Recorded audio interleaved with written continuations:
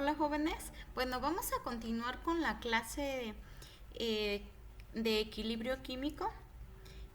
Vamos a dar rápido una repasada. Estuvimos viendo cómo se conformaban las reacciones por reactivos, productos.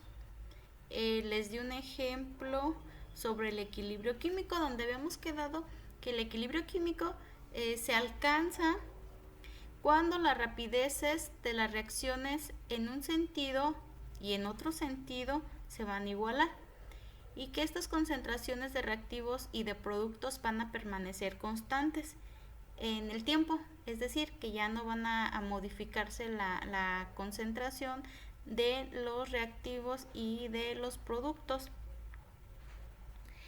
Eh, y pues les daba este ejemplo, ¿verdad? Tenemos hidrógeno molecular más yodo molecular nos da ácido yohídrico. Entonces, los reactivos en una primera etapa se van a convertir en productos. Después, cuando ya están formados totalmente los productos, va a tender a ser reversible la reacción química y otra vez vamos a romper este enlace para convertirse ahora en yodo y convertirse en hidrógeno molecular. Pero de nuevo estos empiezan a reaccionar para convertirse, otra vez reaccionan para convertirse en ácido yohídrico y así. Entonces hay una velocidad, otra velocidad. Entonces cuando estas velocidades tanto de hacia la derecha como hacia la izquierda se igualan, entonces ya llegamos al equilibrio químico y las concentraciones no van a cambiar, ¿sí? Muy bien, entonces equilibrio químico en una reacción va a suceder cuando las reacciones químicas son reversibles. Y pues les di el ejemplo. Bueno, el equilibrio químico puede ser de dos tipos, ¿sí? Un equilibrio homogéneo y un equilibrio heterogéneo.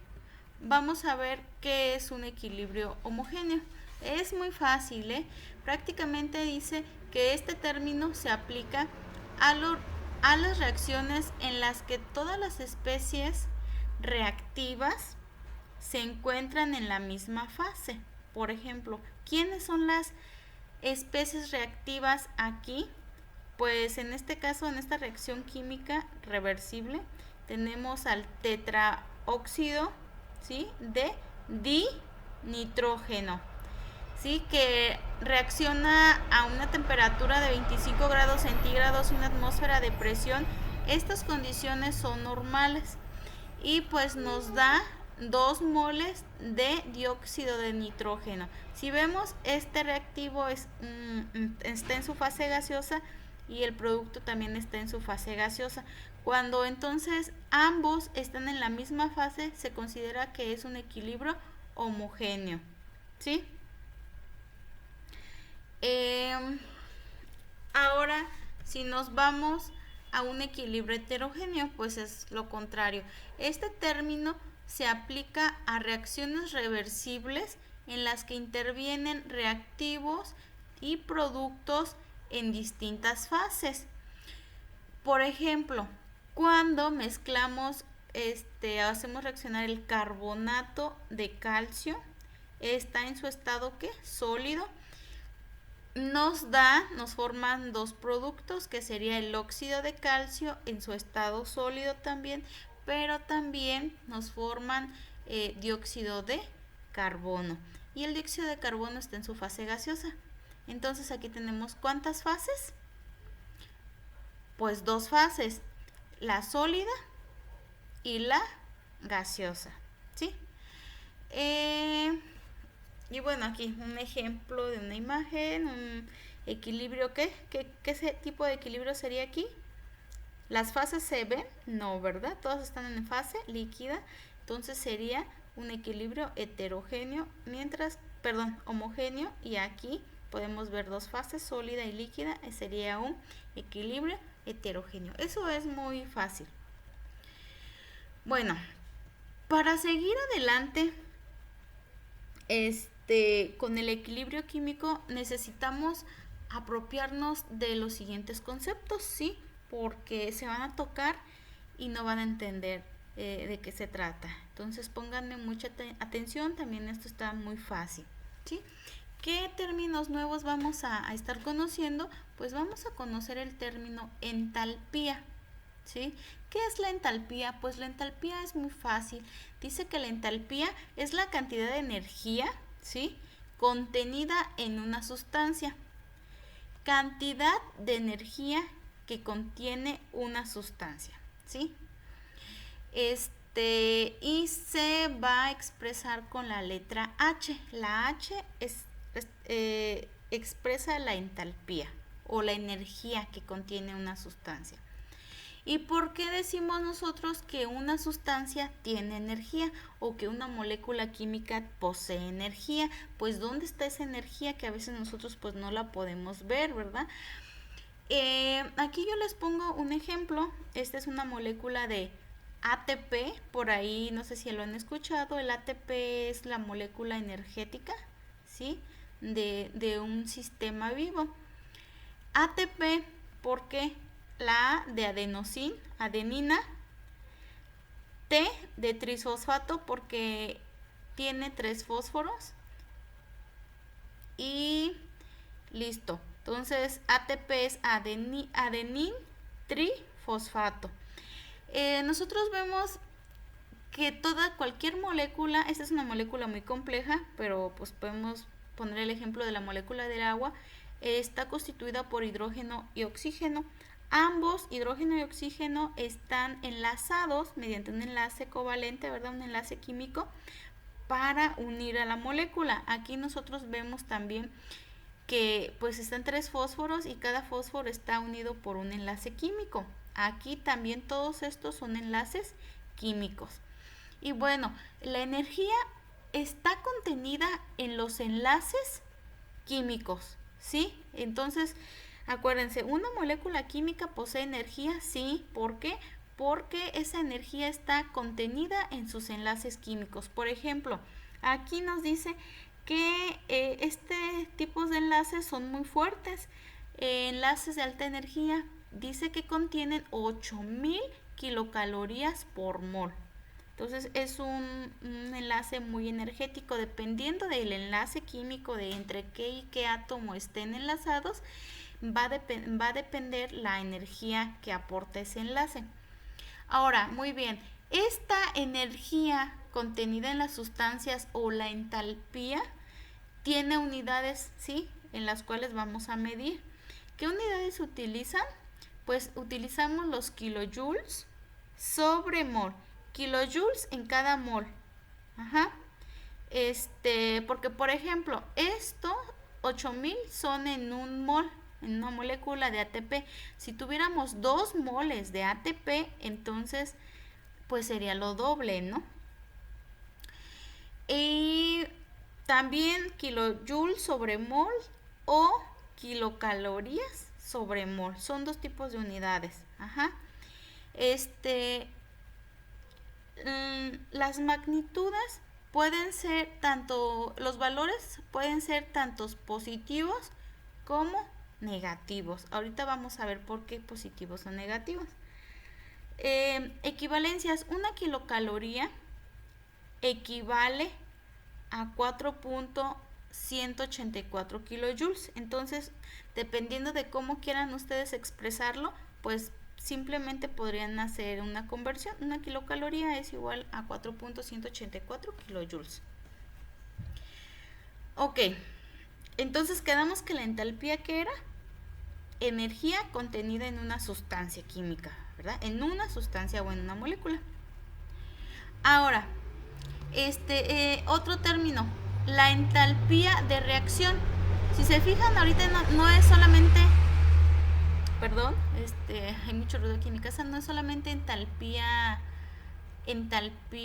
de la sustancia, sino que entalpía ya de una reacción química. ¿Donde qué? Donde tenemos varias moléculas presentes. Y se denomina con este triángulo que es un delta H y la R de reacción, entalpía de reacción. Ok, muy bien. Entonces, la entalpía de reacciones, pues ahora el calor o la energía, ya sea que se necesita o que se libera en una reacción química, ¿sí? Y bueno, aquí leemos, por favor, dice, en las reacciones químicas, los enlaces entre átomos pueden romperse, reconstituirse o experimentar ambos procesos, ya sea para absorber o liberar energía, ¿sí? ¿Qué nos dice aquí? O sea, que en una reacción química se puede absorber, o sea, necesita energía la reacción química para que funcione, o puede llevarse la reacción química y liberar la energía. Esto va a depender de que se rompan los enlaces químicos y que se formen nuevos enlaces. Dice, el resultado es un cambio de energía potencial del sistema, que sería la entalpía de reacción. La entalpía de reacción es el calor liberado, otra vez, o absorbido en una reacción química. Para entender mejor la entalpía de reacción, vamos a considerar, en este caso, esta reacción química, donde se va a hidrogenar o existe la hidrogenación del propeno para formar propano. En esta reacción, el gas propeno reacciona con el gas hidrógeno para formar este gas.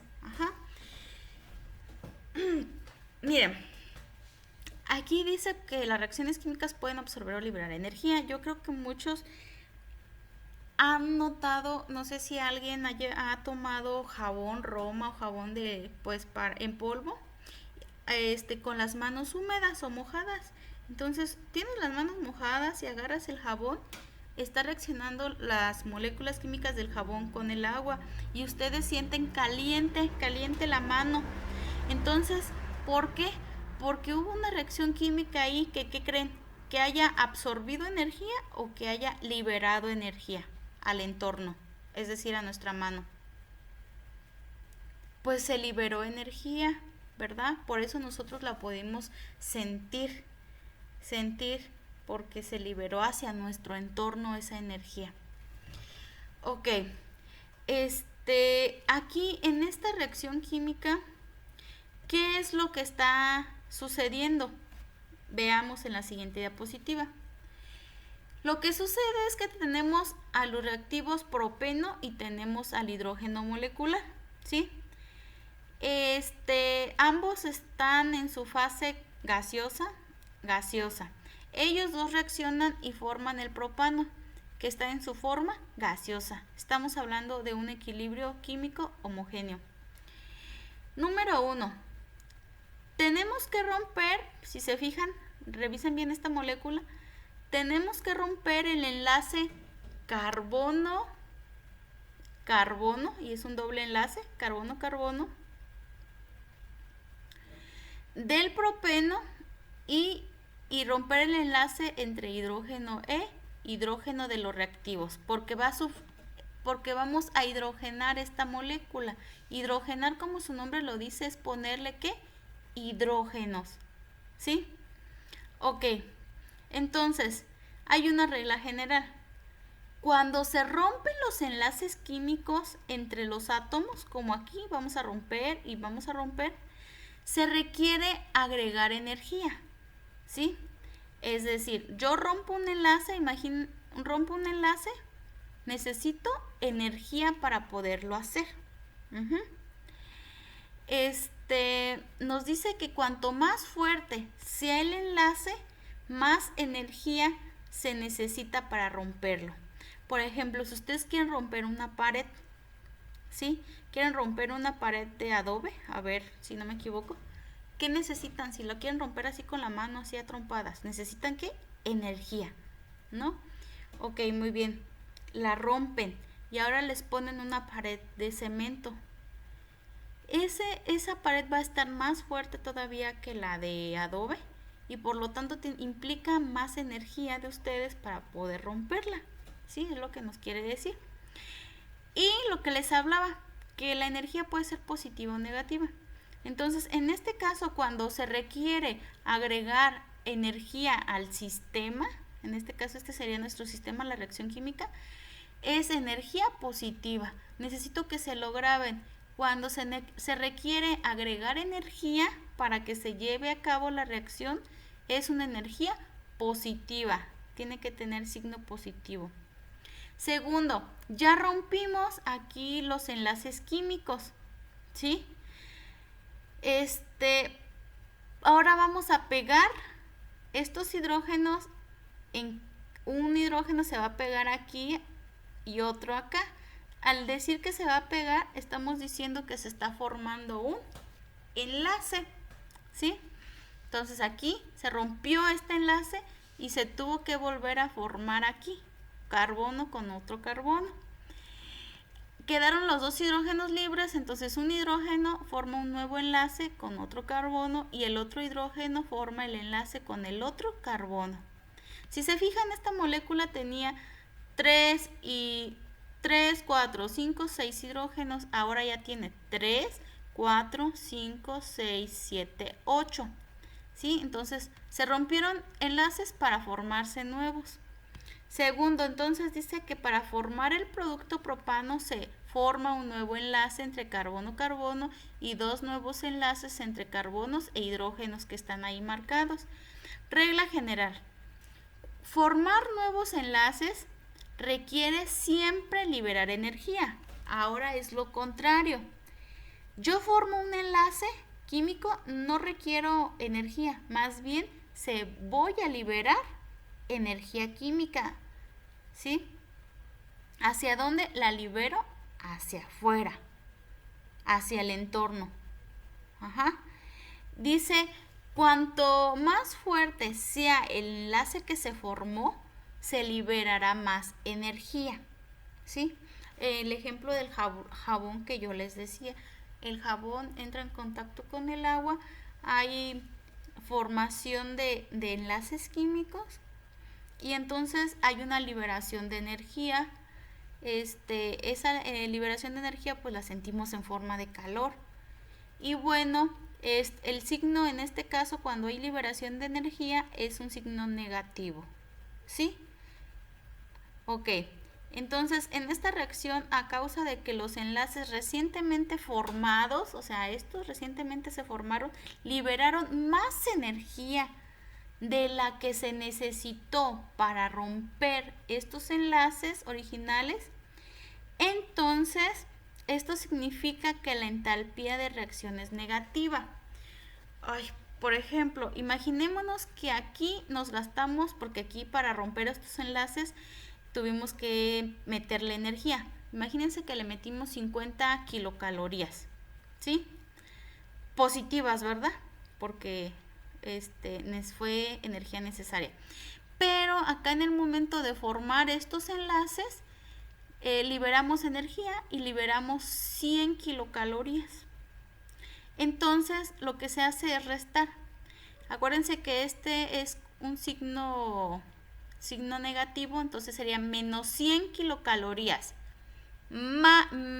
menos 50 kilocalorías que gastamos aquí, nos quedarían menos 50 kilocalorías, ¿sí?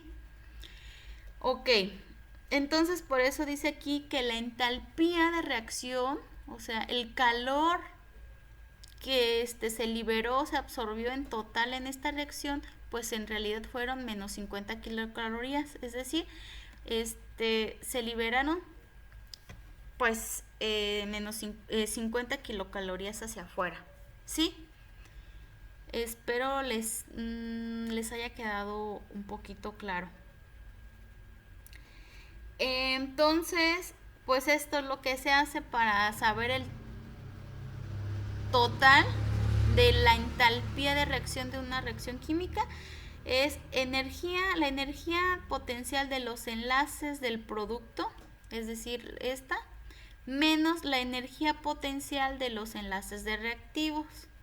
Y el resultado, si es un signo negativo, pues es que esa energía se va a liberar hacia afuera, o sea, se liberó, pero si el signo te sale positivo, entonces significa que la energía es con signo positivo y se absorbió, Eh, ahora, la reacción exotérmica y reacción endotérmica. Una reacción exotérmica es una reacción química que va a liberar energía al sistema. ¿Sí? Libera. Entonces, ¿qué habíamos dicho? Que cuando se libera es de signo negativo. Y una reacción endo, su nombre lo dice, endo, hacia adentro, es decir, que es una reacción química que absorbe energía porque la necesita, tiene signo positivo. Ajá. Entonces, esta reacción, chicos, ustedes díganme, si yo les dije que quedamos con menos 50, cuando restamos esto menos esto nos dio menos 50, entonces sería una reacción que exotérmica, ¿verdad? Porque libera energía. Entonces la del jabón también es una reacción exotérmica. Y un ejemplo de una reacción endotérmica es cuando ustedes ponen agua mineral y ustedes agregan un Alka-Seltzer. En ese momento empieza a reaccionar ahí, ¿no? Y ustedes, si tocan ustedes el vaso, lo van a sentir frío. Van a sentir frío y pues eso que no se metió al refrigerador. Entonces, ¿qué significa? Que hubo una absorción. Si el vaso estaba como tibio y el agua tibia y después se puso frío, significa que el sistema o la reacción química necesitaba energía para poderse llevar a cabo. Entonces absorbió ese calor del vaso y del agua hacia adentro. Entonces, se le considera ahí una reacción endotérmica. ¿Sí? ¿Por qué? Porque absorbió la energía. Necesitó energía para que se llevara a cabo la reacción y entonces es de signo positivo. Uh-huh. Bueno, aquí nos dice, siguiendo con ese mismo ejemplo, otra vez nos marcan de colores los enlaces que se rompieron y que se rompieron, y aquí los enlaces que se formaron. A ver, habíamos dicho que cuando se rompen enlaces se necesita energía. Entonces dice, usando una tabla de referencia encontramos que la entalpía del enlace CC es de 610. Ustedes háganlo por favor en su libreta, porque ustedes pues van a comentar, bueno maestra, ¿y yo cómo sé cuánto vale cuántas kilocalorías vale que se rompa este enlace, o cuántas kilocalorías se necesitan para que se rompa, y acá para que se forme cuántas me libera? Ya vienen tablas de referencia, ustedes nada más buscan entalpías de enlaces químicos y les van a aparecer. Si tú buscas cuál es la entalpía de un enlace carbono con doble enlace, les va a aparecer que es de 610 kilojoules. Entonces, aquí se rompió, y para romperlo necesitamos 610 kilocalorías, ¿sí? Y la entalpía de hidrógeno es de 436, ¿sí? Entonces súmenles 610 más 436, ¿cuánto nos da? Nos darían 1046 kilocalorías. Necesitamos 1046 kilocalorías para romper estos enlaces, ¿ok? Muy bien. Anótenlos en su libreta. Ahora, paso número 2. Nos dice que encuentra la energía total necesaria para romper los enlaces. Bueno, ya lo vimos. 1046 kilojoules sobre mol, ¿sí? Es la energía que requerimos para romper los enlaces. Paso número 3. Ahora identificamos los enlaces formados. Estos son los enlaces formados entre carbono-carbono por un enlace simple y 2 entre carbono e hidrógeno.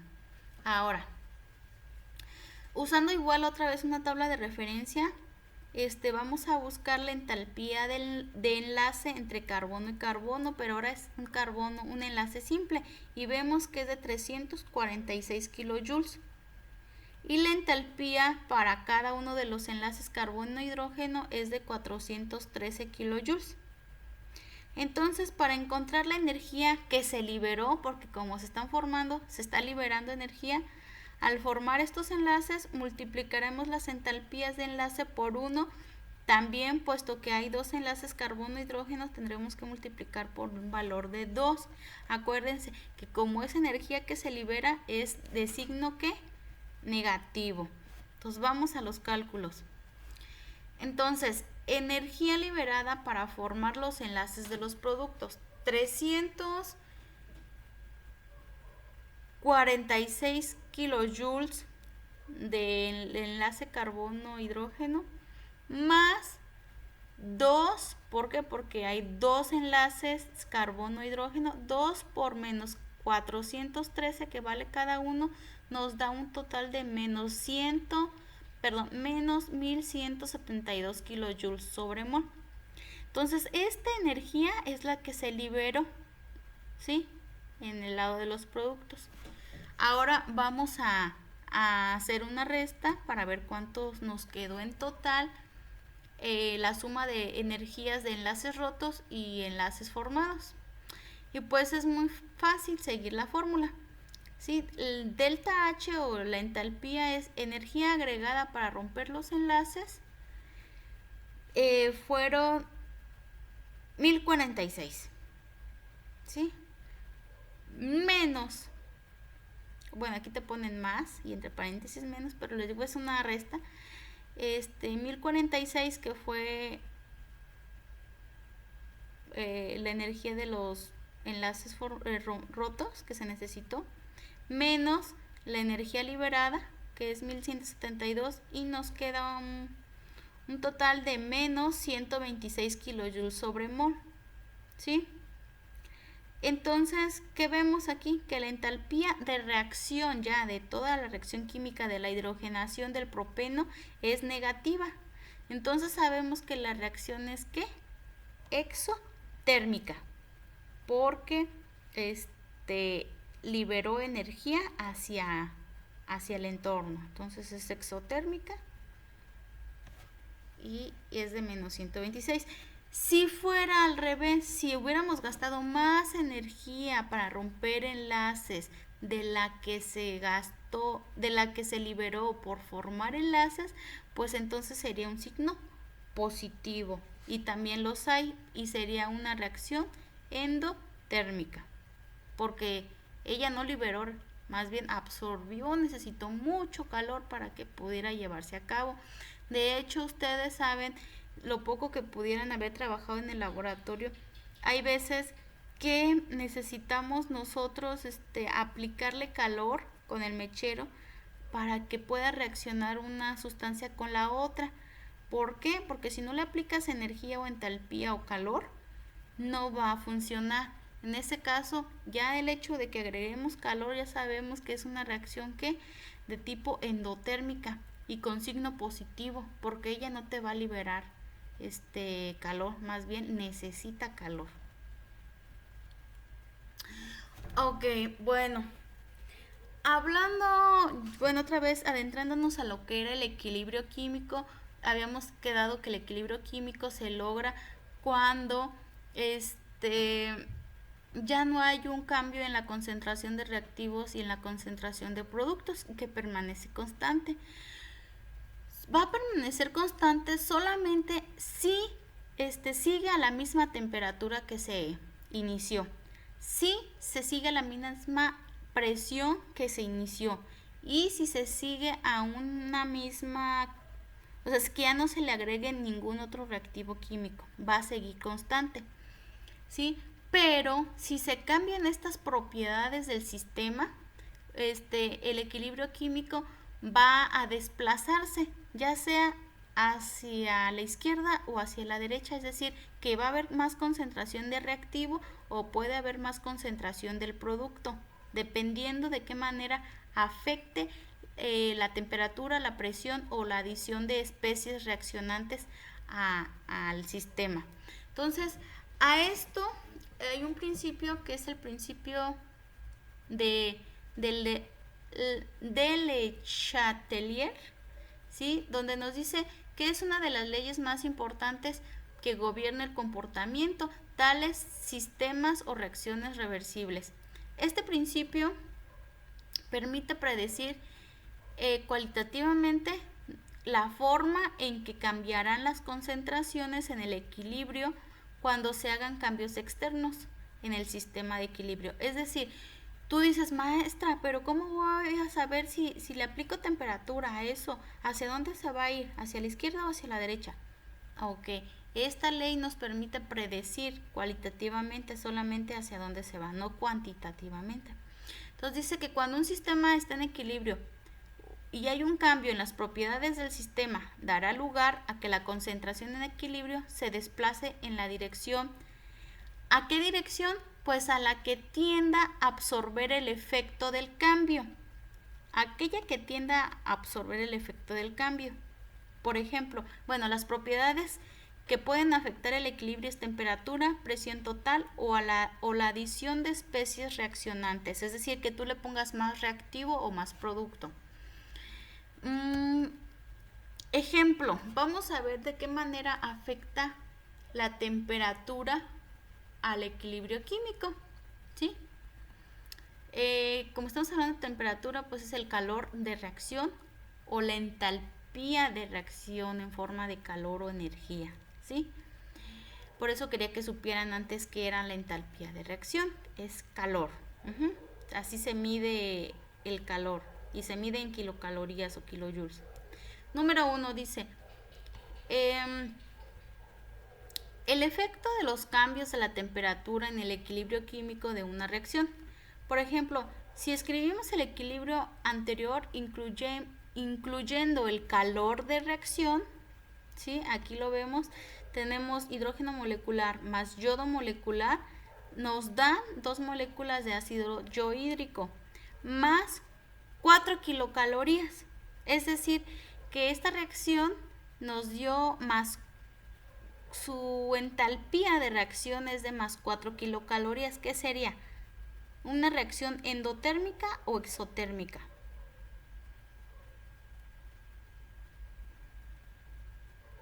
A ver, si nos regresamos un poquito.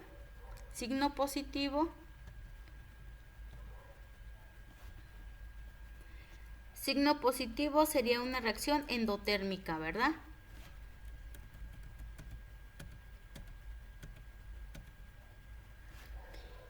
Reacción endotérmica, es decir, que esta reacción no liberó energía, más bien necesitó 4 kilocalorías para llevarse a cabo.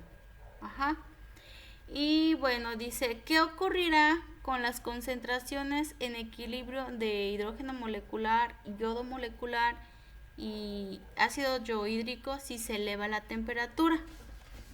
¿Sí? ¿Qué pasaría si nosotros elevamos la temperatura?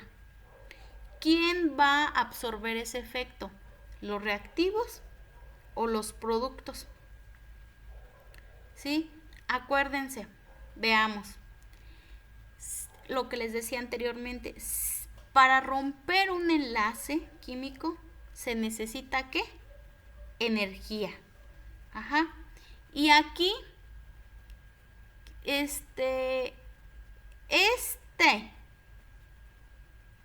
estas 2 moléculas para convertirse en estas que necesitan formar o romper un enlace. Pues formarlo, ¿verdad? Este va a reaccionar con este para formar este. Entonces, aquí ¿qué se necesitó? Cuando se forman los enlaces hay liberación de energía. Ahora, para convertirse en ¿qué tiene que hacer? Romper el enlace, ¿verdad? Y para romper el enlace, ¿qué hacemos? Necesitamos energía. Entonces, si yo le aplico calor o temperatura al sistema, a todo esto, ¿quién lo va a absorber? ¿Quién necesita energía? Pues este necesita energía para romper enlaces, entonces este lado lo va a absorber. Y entonces el equilibrio va a estar ¿hacia dónde? Hacia acá. ¿Por qué? Porque va a haber rompimiento aquí de enlaces y se va a convertir ¿en qué? en estos dos.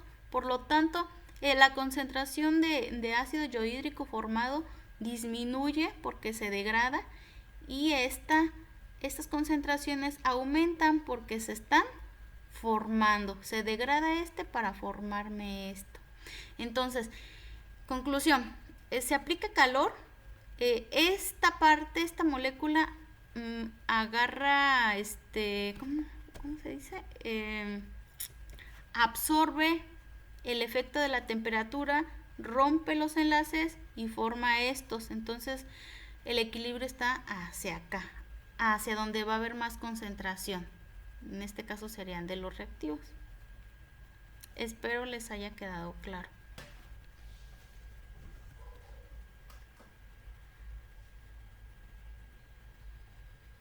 Bueno, esto es lo que yo prácticamente les comenté, entonces ya no lo voy a mencionar. Y pues el otro efecto es el cambios de concentración al añadir reactivos. Pues es lógico, ¿no? O sea, si está en equilibrio, pero yo agrego más concentración de hidrógeno, pues obviamente que va a haber más hidrógenos que van a poder reaccionar con el yodo para formarme más que esto. Es como si tuviéramos un pastel. Este sería el pastel. Este sería huevo y harina, ¿no? Etcétera. Si yo agrego más harina y más huevo, ¿qué vamos a hacer? Pues vamos a formar más pastel. Ahora, aquí hacia dónde se dirige o está inclinado el equilibrio, pues sería hacia acá, porque hasta acá es donde vamos a formar más concentración del producto, ¿sí? Voy a pasar a otra diapositiva y bueno, van a decir ustedes pues todo eso como que para qué nos va a servir o para qué vamos a entender de todo esto. Bueno, pues hay muchos equilibrios químicos que nosotros estamos expuestos cotidianamente. Generalmente el equilibrio químico desempeña un rol importante en la operación de plantas químicas. Les comentaba, juega un rol importante en las operaciones de las plantas químicas, como en refinerías de petróleo, los fabricantes de fertilizantes o aquellas fábricas que desean optimizar la cantidad del producto, ¿sí? Esta puede hacerse mediante el ajuste de las condiciones de reacción, como pues que nosotros ajustemos temperatura, la presión y la concentración de reactivos que utilicemos para que nosotros obtengamos mayor concentración de lo que queramos.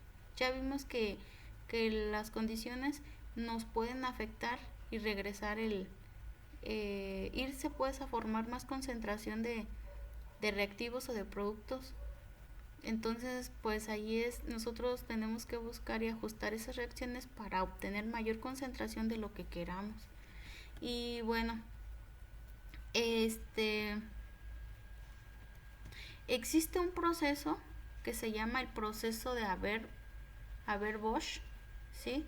El proceso de Haber-Bosch es un proceso que se utiliza para producir amoníaco, el NH3, que es el amoníaco es con lo que hacen los fertilizantes y sabemos que pues son indispensables para la alta producción de cultivos.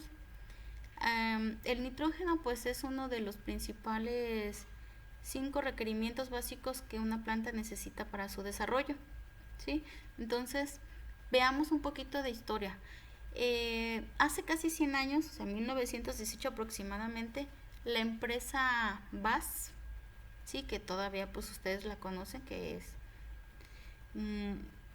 tiene un amplio surtido pues en productos agrícolas, le pagó a un químico alemán que se llama Fritz Haber, sí, por eso de ahí su nombre, Fritz Haber, muchísimo dinero para que encontrara la fórmula para producir amoníaco.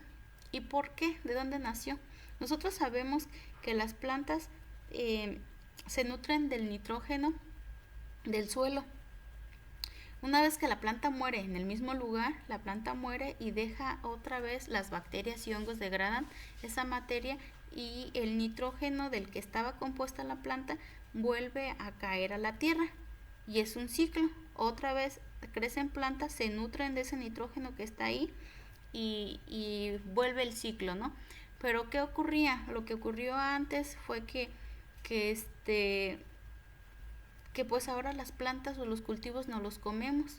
Entonces ese nitrógeno ya no regresa a ese mismo suelo, sino que pues nosotros, ¿no? O se va a otros suelos. Entonces los suelos se quedaban pobres de nitrógeno y cuando ya los suelos eran pobres de nitrógeno se iban a cultivar a otras extensiones de tierra y pues otra vez veían que ya las plantas eran raquíticas y desnutridas y pues era porque se estaban acabando el nitrógeno de ese suelo, iban y buscaban otras extensiones y así sucesivamente.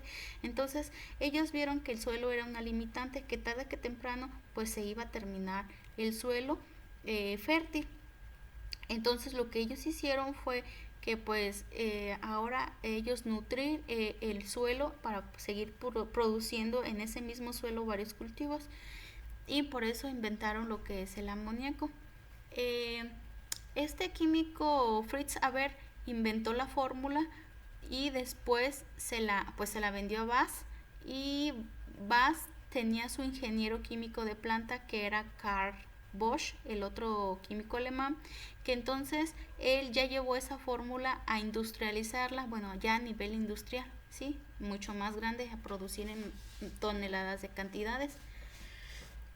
Y bueno, se ganaron el premio Nobel por este gran descubrimiento. Que pues vamos adelante, vamos a ver que también tiene pues sus desventajas, ¿no? Porque contamina demasiado. Y también como dato curioso a Fritz Haber se le considera como el padre de la guerra química. Una vez que hizo esto, él también apoyó en la Primera Guerra Mundial a a producir sustancias químicas tóxicas y venenosas como el dicloro, ¿sí? Usándolas como armas químicas en las guerras.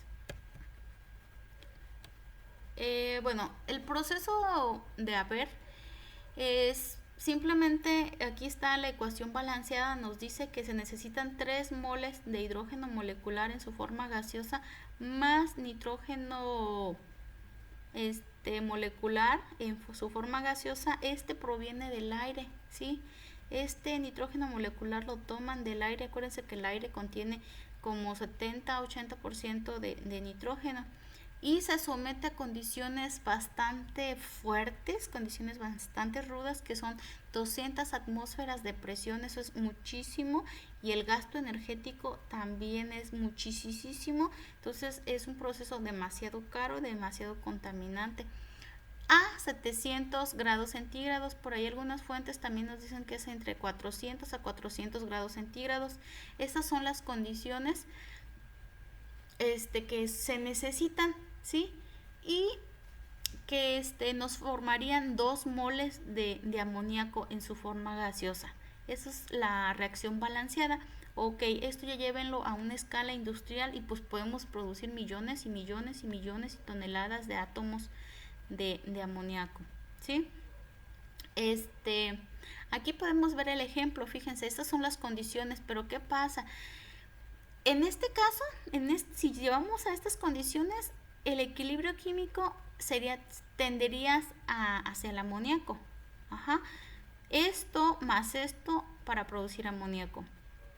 ¿A ustedes creen que a las empresas les convendría que su reacción fuera reversible? Es decir, que después ya el amoníaco en reacciones en los reactores se convirtiera a nitrógeno y a hidrógeno. Pues no, ¿verdad? Porque ahí habría mermas, habría pérdidas en dinero, en tiempo, y no estaríamos obteniendo la cantidad suficiente de amoníaco. Aquí entonces es por eso que las fábricas requieren optimizar el producto, ¿sí? Obtener lo mayor que podamos de esto sin tener mermas. Entonces, ¿qué podría pasar? para que el equilibrio se fuera hacia atrás, ¿sí? ¿Qué podría pasar? Pues que nosotros modifiquemos las temperaturas, ¿sí? Si nosotros modificamos las temperaturas, entonces, o la presión, esto puede ser reversible y ya no es conveniente para la empresa, ¿sí? Habría pérdidas. Entonces es importante por eso conocer el equilibrio y las propiedades que nos cambiarían esto. El proceso consume una gran cantidad de gas hidrógeno, o sea, se consumen 3 moles por 1 mol de nitrógeno. Y dice que es el que se adhiere al nitrógeno para formar el amoníaco. Después se necesita una gran cantidad de entalpía y de presión para romper los apretados lazos que unen los átomos de nitrógeno en el aire y hacer que se adhieran al hidrógeno. Aquí tenemos que romper este nitrógeno con el otro nitrógeno y romper el hidrógeno con el hidrógeno. Acuérdense que están en su forma diatómica, aquí están. Hidrógeno, hidrógeno, hidrógeno, están los 3 moles, 1, 2, 3, se tiene que romper esto y aquí se tiene que romper este triple enlace. El triple enlace es bastante fuerte, por lo tanto que se necesita mucha energía para romperlos y después se formarían enlaces entre nitrógeno e hidrógeno. Dice, para producir 160 millones, fíjense, 160 millones de toneladas de amoníaco al año, con el proceso de Haber-Bosch, se estaría consumiendo más de 1% de toda la energía mundial, o sea, eso es bastante. Muy poco del nitrógeno en los fertilizantes termina en nuestros estómagos, es algo malo, ¿sí? La mayoría se va al aire y al agua, y eso crea varios problemas. Muchas veces no se dosifica como tal este tipo de abono, se pone demasiado o no se llega a fijar totalmente en el suelo, por lo tanto se escapa hacia el aire, hacia el agua y pues esto nos crea contaminación, ¿sí? Otra cosa, ese nitrógeno se puede ir al aire, se combina con oxígeno, ¿sí? Con el oxígeno del aire y ¿qué se convierte? Se convierte en óxido nitroso y este óxido nitroso son gases que producen el efecto invernadero, entonces ahí pues algo malo. También contaminan el agua potable, crean lluvia ácida y trastornan los ecosistemas y amenazan la biodiversidad. ¿Por qué? Dice que a veces el nitrógeno puede filtrarse a ríos y a mares y entonces ustedes se han sabido de ese problema aquí justamente en Pátzcuaro.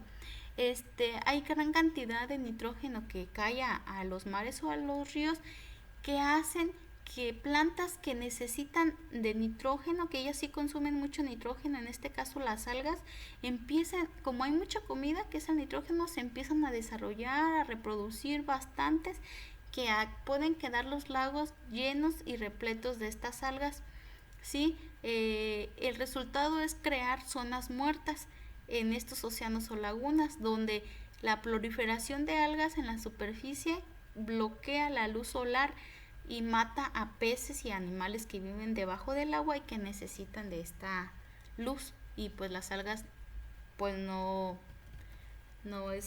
dejan entrar.